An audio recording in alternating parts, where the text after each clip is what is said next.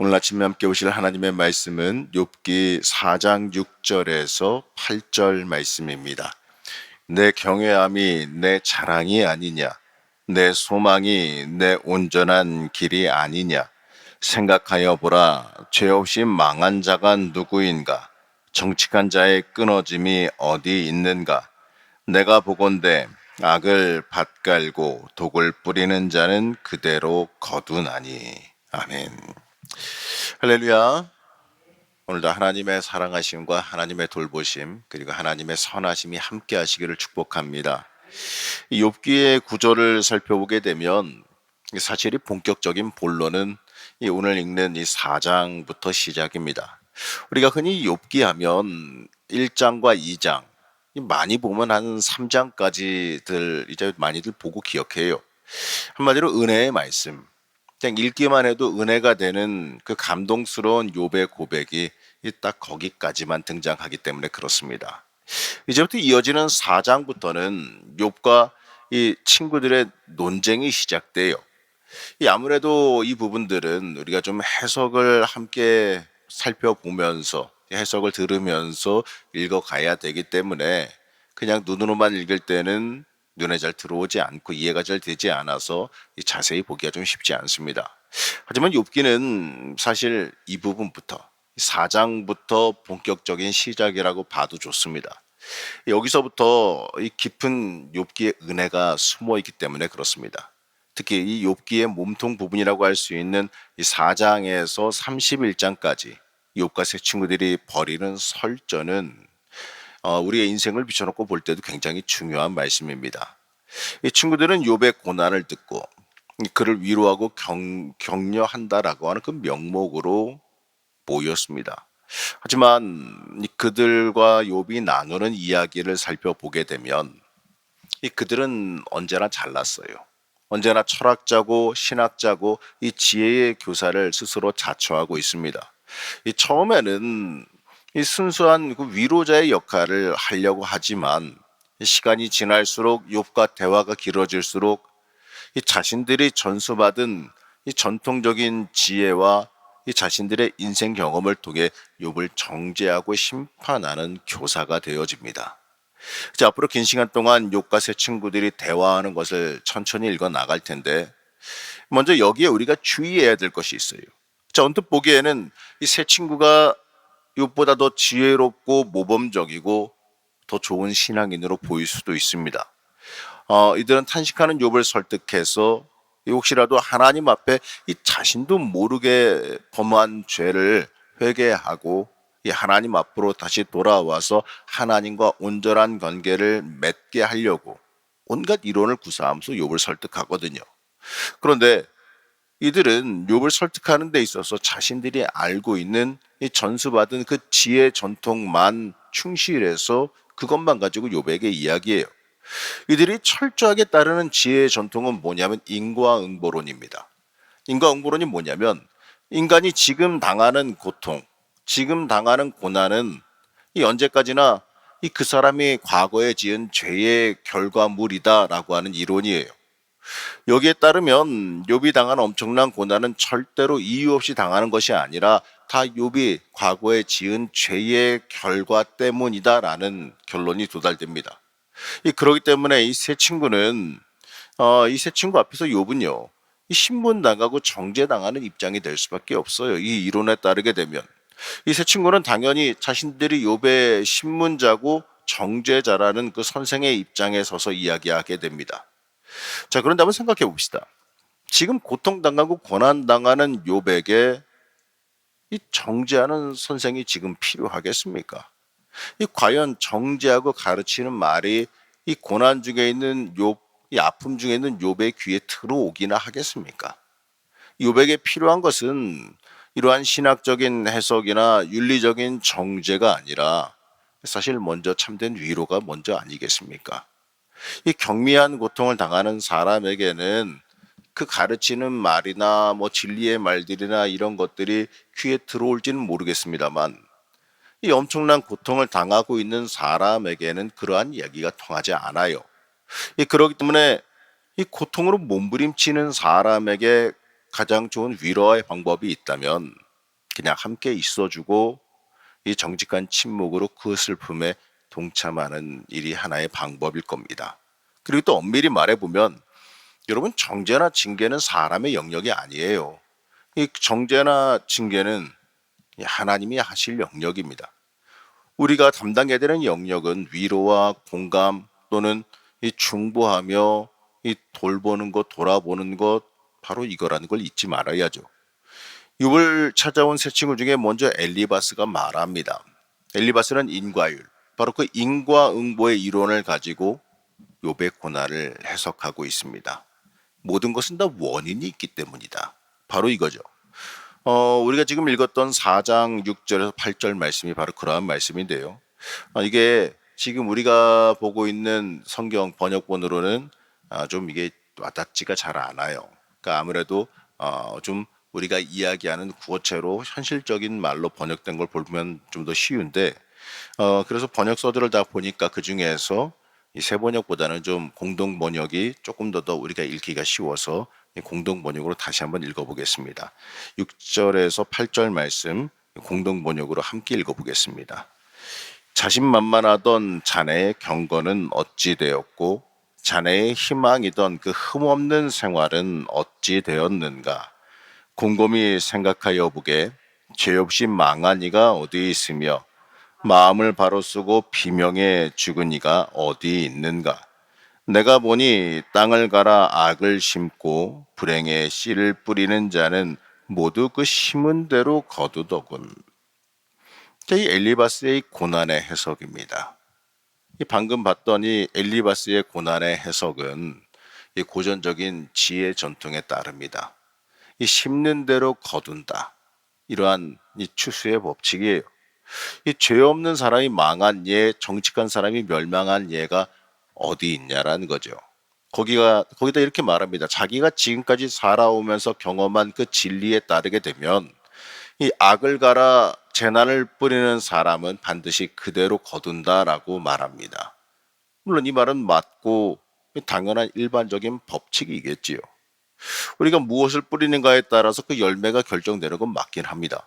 하지만 이 법칙이 무조건 100% 옳은 건 아니에요. 엘리바스는 자신의 경험에 의지해서 말하지만 저는 이 엘리바스의 경험이 부족한 것이 아닐까 생각이 듭니다. 왜냐하면 저만 해도 살면서 이 법칙에 어긋나는 경우, 벗어나는 경우를 많이 봤어요. 우리도 종종 만나지 않습니까? 자, 이 엘리바스 시대가 어느 시대인지 우리가 생각해 볼 필요가 있는데, 바로 이 청동기에서 철기가 전환되어 가는 그때 시기. 그러니까 이제 철기가 시작되어 가는 그 시기예요. 그러니까 굉장히 오래된 시기죠. 자, 그때 당시에 여러분 사람의 그 인구의 분포도나 밀집도나 이런 걸 보게 되면 지금처럼 이 길에 나가면은 그냥 사람 여기도 사람 있고 저기도 사람 있고 이 사람의 관계도 알고 저 사람의 관계도 알고 사람의 천태만상을 볼 수 있는 요즘의 세상과는 다릅니다. 그렇기 때문에 여러분 지금의 관점에서 이 말씀을 해석해서는 안 되는 일이지요. 이때 당시에 사람들의 기준에서는 사람이 사람을 만나는 일이 그렇게 쉬운 일은 아니었을 거예요. 그러다 보니까 이 사람을 쳐다보고 사람의 인생을 경험하는 경험이 지금 여러분들의 인생과는 많이 다릅니다. 그러다 보니까 이 엘리바스의 경우는 자기가 봤을 때 자기가 여태까지 살면서 본 사람들은 그런 경우를 못 봤다라는 거예요. 그렇기 때문에 아무래도 경험이 부족이라고 말할 수도 있겠지요. 여러분, 그런데 우리는 인생 살면서 이 충분히 여러 가지 사람의 경우를 보게 되고 또 뉴스도 보게 되고 이러다 보니까 이러한 법칙에서 이 인과응보론의 법칙에서 벗어난 경우 많이 보지 않습니까? 이 착한 사람이 고난당하는 일도 있어요. 악한 사람이 득세하는 것도 종종 보기도 합니다. 이 선한 일을 행했는데 악의 열매를 거둘 수도 있고 이 신앙과 경건의 씨앗을 뿌렸는데 고난과 재앙의 열매를 만날 수도 있습니다. 욥의 경우가 바로 이런 경우예요. 욥은 동방의 의인으로 어디 하나 나무랄 데 없는 사람이다라고 성경은 시작할 때부터 말합니다. 하지만 이 순전히 이 사단이 장난질했어요. 그래서 어이없는 재앙을 당한 겁니다. 그렇기 때문에 엘리바스가 말한 인과응보의 법칙 또는 이 추수의 법칙은 욥의 경우엔 똑같이 적용할 수가 없습니다. 우리가 착각하지 말아야 될 거는 이 친구들이 욥에게 의해서 욥을 보면서 너 지은 죄가 있을 거야라고 따져 묻는데, 근데 우리가 성경에서 볼 때에 욥기의 시작에서 볼 때에 하나님이 틀림없이 욥은 의인이라고 말씀하셨고 욥은 이러한 고난을 당할 만한 죄가 없다고 말씀하셨어요. 사단에게 욥을 칭찬했던 걸 기억하시기 바랍니다. 그리고 내용을 볼 때에 욥이 죄로 인해서 징계받는 게 아니다라는 걸 우리가 헷갈리지 말아야 됩니다.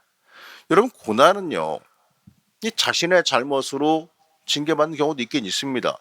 물론 우리는 욥과 같이 의인이 아니기 때문에 우리 같은 경우에는 고난으로 받는 잘못을 인해서 회개하게 하기 위해서 주시는 고난이 있을 수도 있죠. 하지만 이 자신의 잘못과 상관없이 일어나는 고난도 있다라는 겁니다. 멀리 보게 되면 미국에서 일어났던 9.11 테러에 희생됐던 희생자들, 죄 있어서 그렇게 당했습니까? 모두 무고한 사람이에요. 2014년도에 있었던 그 세월호 참사도, 또 2022년 10월에 있었던 이태원 참사도, 전부 다 희생자들이 무슨 잘못을 해서 희생당한 게 아니에요. 그렇게 말하면 안 됩니다. 그들이 허망하게 죽어야 될 이유는 그 어디에도 없어요. 그들이 자신의 죄로 인해서 고난당했다 이렇게 말한다면 죄송하지만 그 사람은요, 말로 크게 잘못된 죄를 저지르는 겁니다. 이 기독교인이라면 부정할 수 없는 보편적인 진리가 있어요. 우리 인간은 모두 다 죄인이라고 하는 진리입니다. 이 진리에 따르게 되면 왜 하필 그들이 희생당해야 했는가? 이 질문에 대답할 이유가 없습니다. 이 질문에 대답할 방법이 없어요. 왜냐하면 죄인인 우리는 누구나 다 그런 고난을 당해야지 그 사람들만 당할 이유를 설명할 방법이 없기 때문에 그렇습니다. 여러분, 우리 다 죄인이에요. 우리도 우리의 죄 때문에 죽어 마땅한 죄인입니다. 여러분, 하나님의 은혜 아니면 여러분 다 죽어 마땅한 사람들이에요. 우리의 죄로 인해서 당장 우리의 죄 때문에 당장 죽어 없어진다 그래도 할 말이 없는 죄인입니다. 우리가 은혜 때문에 살고 있는 거예요. 그걸 잊지 말아야 돼요. 이렇게 우리는 이 죄의 결과로 고난 당한다라고 하는 그 일반적인 법칙, 물론 해당할 수도 있겠지만 그거를 갖다가 모든 경우에다가 다 적용할 수는 없다라는 사실을 잊지 말아야 돼요. 하나님께서 그렇게 단순하지가 않아요. 하나님을 인간의 생각으로 재단하려 들지 말아야 됩니다. 물론 욥을 찾아온 친구들, 그렇다고 나쁜 사람들은 아니죠. 참 좋은 친구들입니다. 친구가 고난당했다는 소식을 듣자마자 자신의 생계도 좀 뒤로하고 저마다 먼 길을 달려와서 그를 위로하고 슬퍼하고 있으니 이거 하나는 인정하긴 해야죠. 하지만 지금 이 엘리바스는 이 친구가 얼마나 감당할 수 없는 엄청난 고난의 무게를 짊어지고 있는지, 그 고난에 짓눌려 있는지 이거를 살펴보지 못했어요. 그러기보다 욥이 당하는 현재 고난을 자신이 전수받은 신학과 지혜, 심지어 영적인 체험까지 총동원해서 심판하고 정죄하는 겁니다. 그리고 나름의 해결책까지 제시하는 이 교만과 무분별성을 보여주는 거예요. 물론 마음은 욥의 문제를 해결해 줘서 빨리 고난에서 나오고 싶어하는 그 마음이 있겠지요.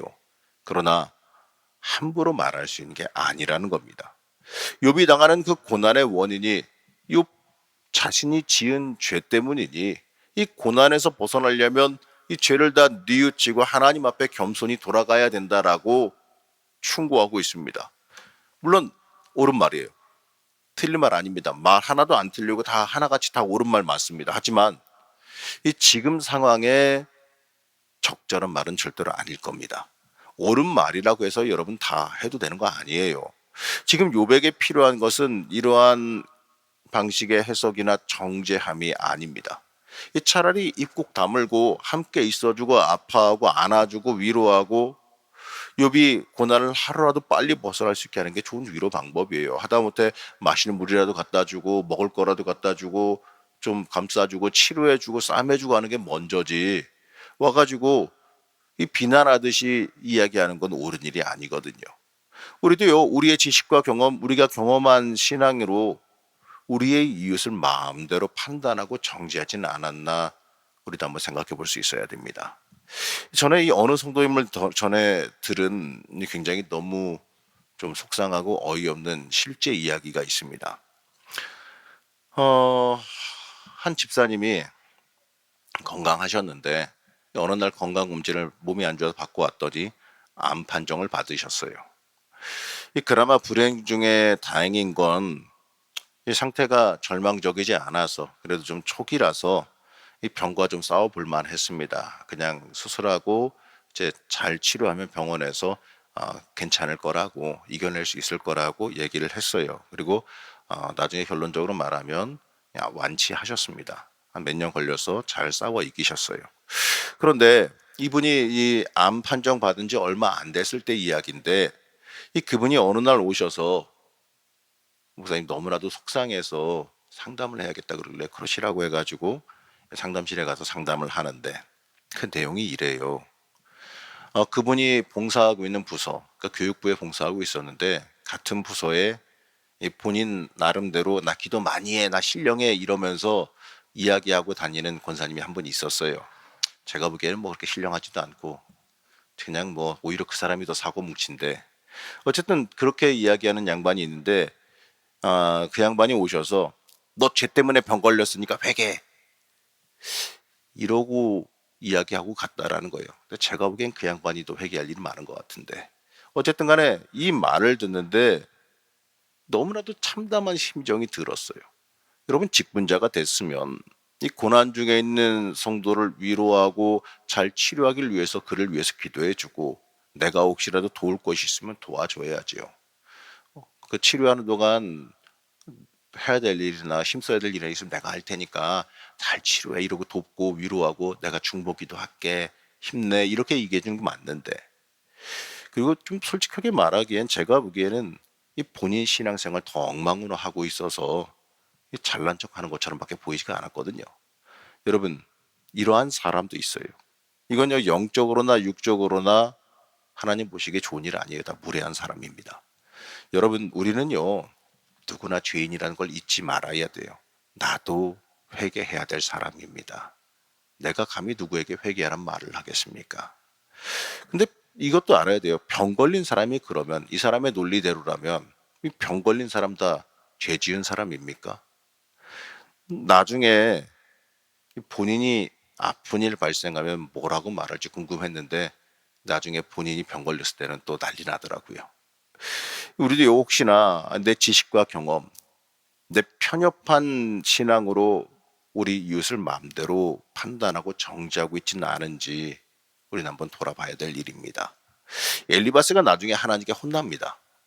하나님께서 나중에 등장하셨을 때 이 엘리바스가 단단히 혼나요. 근데 혼난 부분이 바로 이러한 부분 때문에 혼났어요. 너무 자신이 알고 있는 것을 의지해서 이 모든 것을 거기 기준으로만 판단했기 때문에 그래요. 나중에는 하나님은 이런 분이시야라고 이렇게 자기의 생각으로 하나님을 가두는 범죄도 저지르거든요.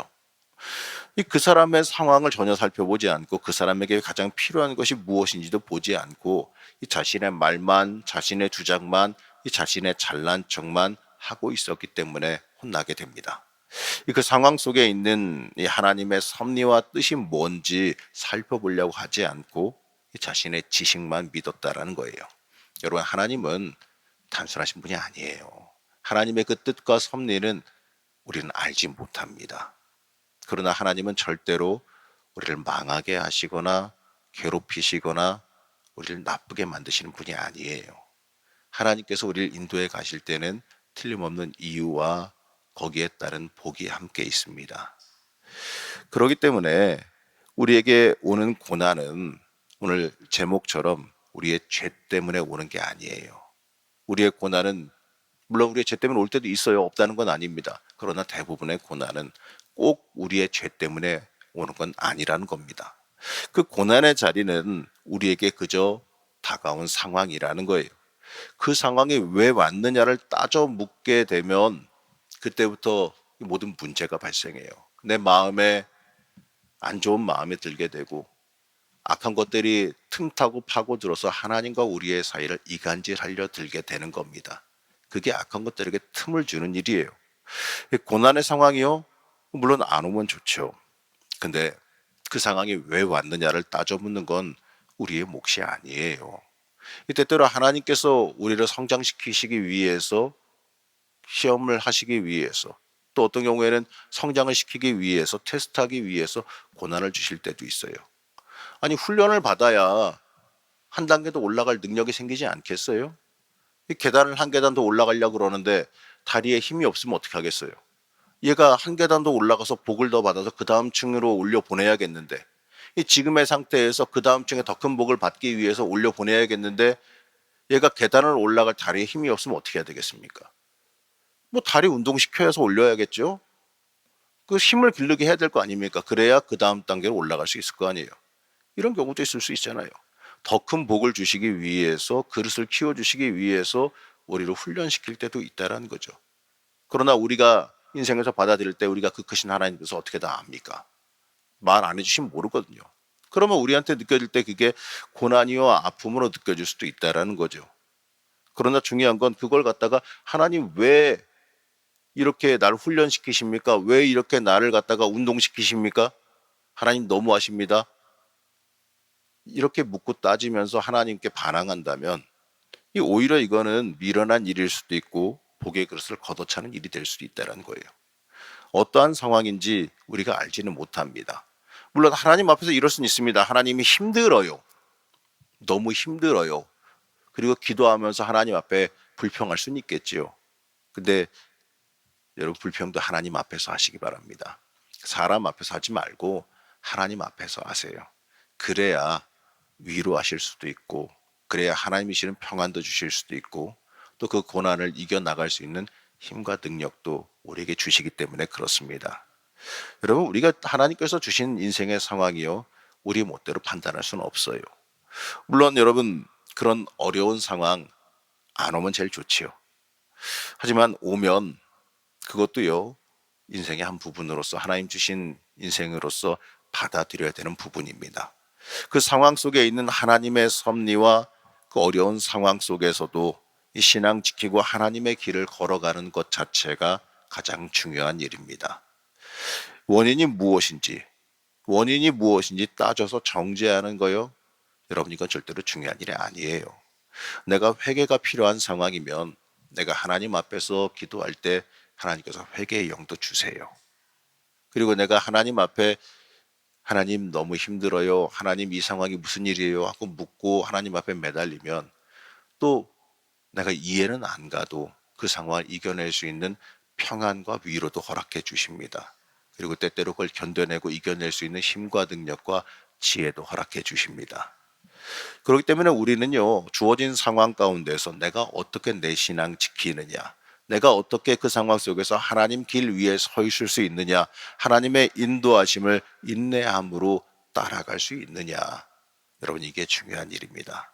그렇기 때문에 우리가 성령 받아야 된다고 말하는 거예요. 왜냐하면 성령 하나님께서 이러한 상황 속에서 이겨낼 힘도 주시고 지혜도 주시고 우리의 마음도 붙잡아 주시기 때문에 그렇습니다. 우리 사랑하는 성도 여러분, 목사로서 우선은 여러분들에게 이러한 고난이 절대 오지 않기를 저는 바랍니다. 하지만 그 고난의 순간이 만약에 다가오게 된다면 여러분 그 고난의 원인을 따지면서 너무나도 그 고난에 심취하시기보다는 먼저 그 고난 속에서도 하나님 앞에 성결하게 서 있기 위해서 힘쓰시기 바랍니다. 중요한 건 고난의 자리에서도 하나님을 온전히 순전하게 따라가는 것, 하나님 붙잡는 일입니다. 고난은 여러분 불편하게 할 수는 있어도요, 여러분의 영혼을 흔들거나 여러분의 믿음을 흔들 수는 없는 겁니다. 그렇게 돼서는 안 되는 거예요.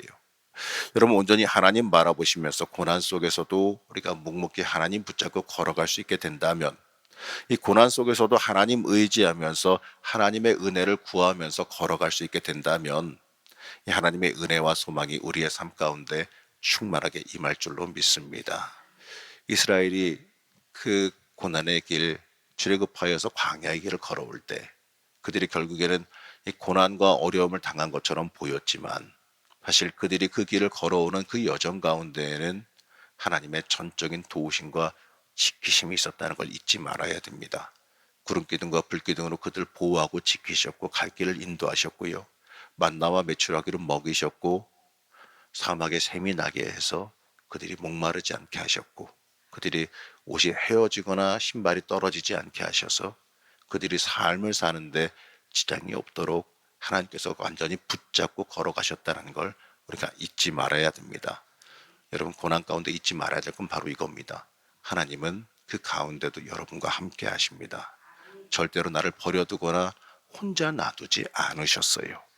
그렇기 때문에 우리가 하나님 의지하면서 그 길을 걸어가게 된다면 이겨낼 역사가 있고, 또 그 가운데 주시는 하나님의 기쁨과 평안, 하나님의 돌보심의 역사가 충만하게 임할 줄로 믿습니다.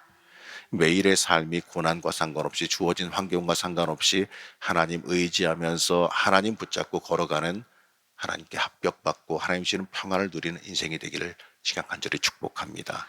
오늘날을 살아가면서 오늘날도 순전하게 믿음으로 굳게 서서 살아가시기를 시간 간절히 축원합니다. 잠시 기도하겠습니다. 어떠한 환경과 고난 중에도 나를 붙잡고 계시는 하나님, 우리가 혹여나 내 얕은 신앙과 지식으로 남을 정죄하진 않았는지, 이 고난 중에 있는 사람을 아프게 하진 않았는지 우리 스스로 돌아보며 회개합니다. 하나님, 그리고 우리의 인생 중에 이 때때로 만나는 고난을 순전히 받아들이기를 원합니다.